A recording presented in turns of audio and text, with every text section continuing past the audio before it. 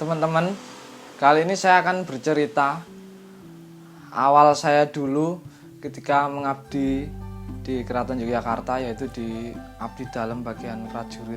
Nah, dulu saya awalnya termotivasi saat saya mendapatkan majalah dari bapak saya dulu. Waktu itu saya kelas 4 SD. Kelas 4 SD itu dikasih majalah keluaran Pemda DIY yang memuat tentang prajurit keraton. Jadi itu semacam edisi khusus. Kemudian saya kok ada rasa tertarik dengan prajurit itu, mungkin dari apa yang saya lihat dan yang saya baca di majalah tersebut. Kemudian semenjak itu saya jadi sering nonton prajurit keraton ketika terutama di upacara grebek. Waktu itu saya masih kerja di kantor gubernur, kemudian mengajak saya untuk itu di keraton melihat atraksi prajurit saat itu. Kemudian rasa tertarik saya ini semakin bertambah. Kemudian di kampung itu saya membuat semacam kelompok yang meniru prajurit keraton itu, tapi anggotanya sih anak-anak. Waktu itu SD dan SMP lah kira-kira.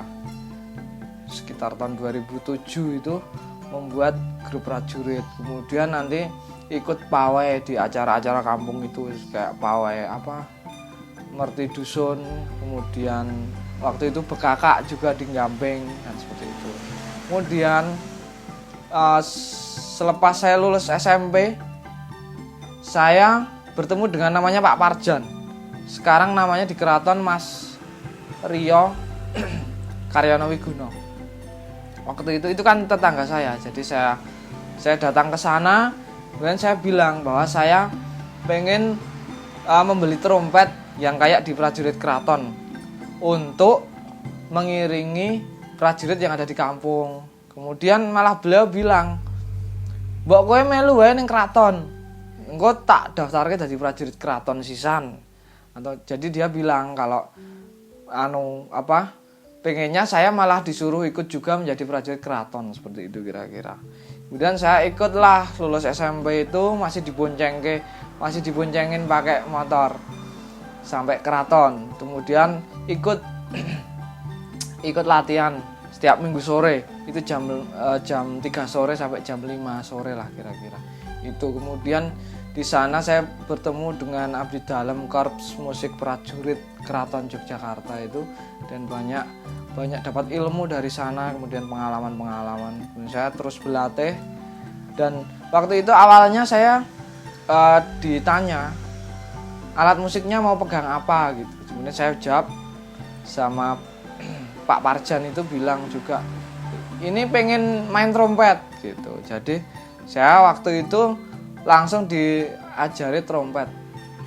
Sampai saat ini saya juga masih trompet di keraton itu. Jadi karena memang alat musik yang dipilih itu sesuai dengan kemauan kehendak abdi dalamnya, tidak dipilih sesuai kehendak keraton. Jadi ada kebebasan di saya.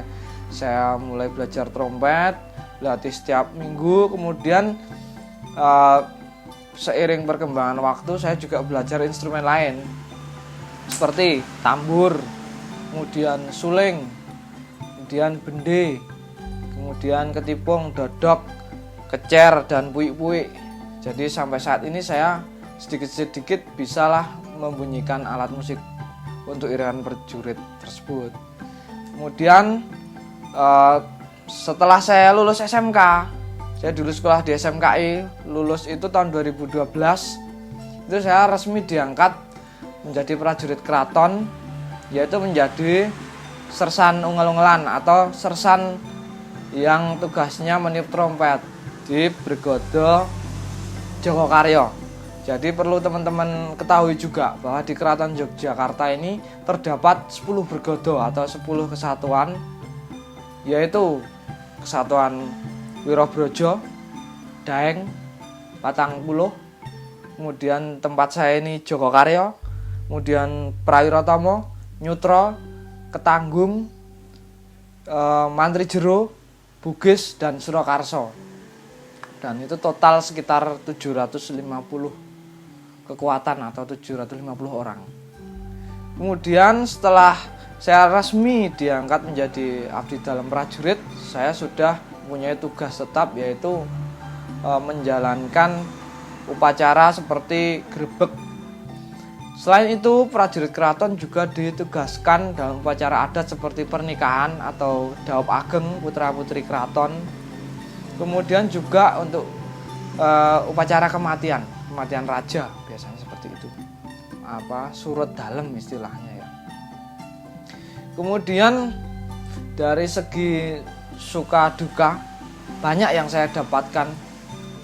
Suka dan duka, mungkin banyak sukanya karena saya memang sudah suka tertarik dan niat sekali di menjadi prajurit keraton itu.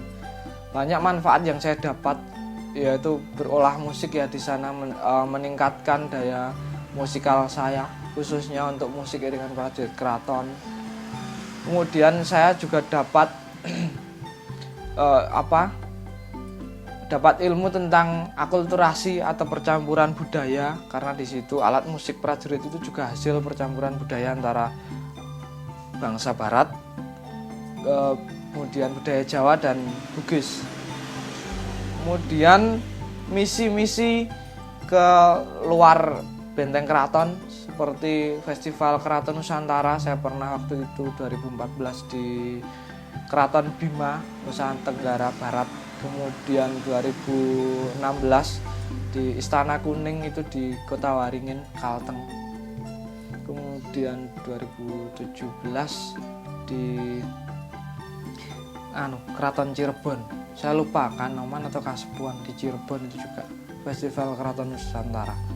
Dan selain itu, karena pengabdian di prajurit ini sejatinya tidak mengharapkan imbalan apapun dari segi nominal, karena kita sebagai abdi dalam, semua golongan abdi dalam tentu saja hanya berharap ikut dapat melestarikan budaya khususnya keraton.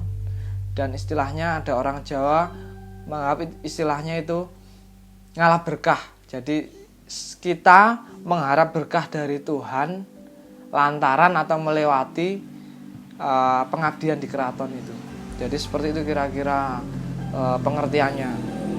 Kemudian selain itu saya juga mendapatkan istilahnya penghargaan dari pemerintah melewati dana keistimewaan, karena Yogyakarta sekarang menjadi daerah yang istimewa dan juga mendapat kucuran dana keistimewaan dari pemerintah pusat. Nampaknya semua abdi dalam juga mendapatkan manfaat dari dana tersebut, mendapatkan kucuran dana.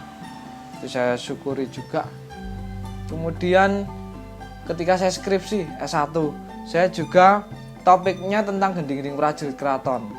Nampaknya gending keprajuritan ini memberikan dorongan saya sehingga saya dapat lulus S1 seperti itu. Kemudian juga tahun 2017 kemarin saya juga memenangkan perlombaan dari Kemenpora RI, yaitu Pemuda Pelopor.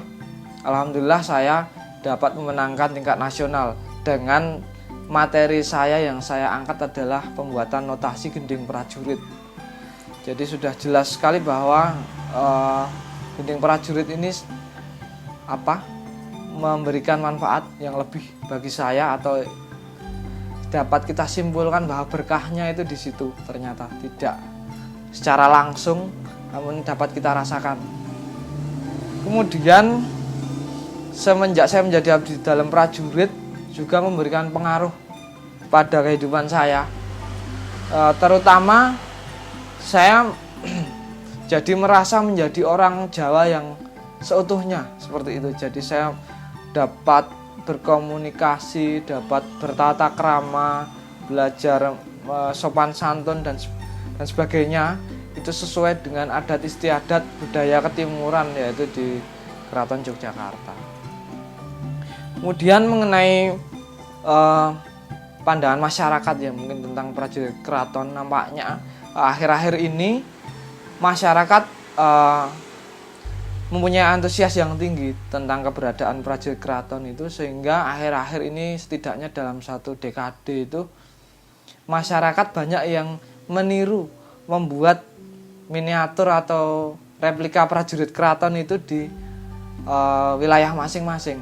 Saya amati di berbagai daerah di Yogyakarta itu membuat seperti halnya prajurit di kampungnya masing-masing. Nah, ini menandakan bahwa antusiasme masyarakat untuk terhadap prajurit keraton ini tinggi, seperti itu.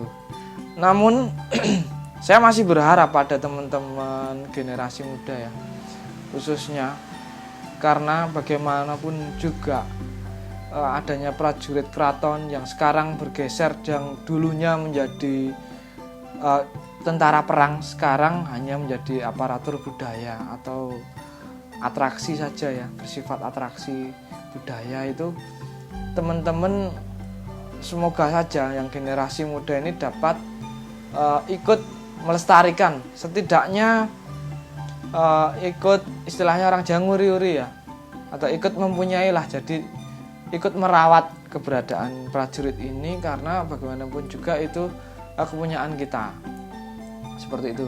Kemudian akhir dari bincang saya hari ini, saya cuma menyampaikan saja bahwa pengabdian ini sudah membuat saya menjadi manusia yang berguna lah, seperti itu. Saya merasa saya menjadi manusia yang lebih berguna, walaupun saya sepenuhnya menyadari masih jauh dari kesempurnaan. Namun pengabdian ini saya akan lakukan pada Keraton Yogyakarta sebagai wujud saya sebagai orang Jawa yang berusaha melestarikan apa yang ditinggalkan oleh leluhur saya di Yogyakarta sampai akhir hayat saya nanti. Mungkin sekian dari saya teman-teman, bagi pengalaman dari saya nanti. Silakan menjadi renungan teman-teman semua, dan tetap semangat dan salam budaya.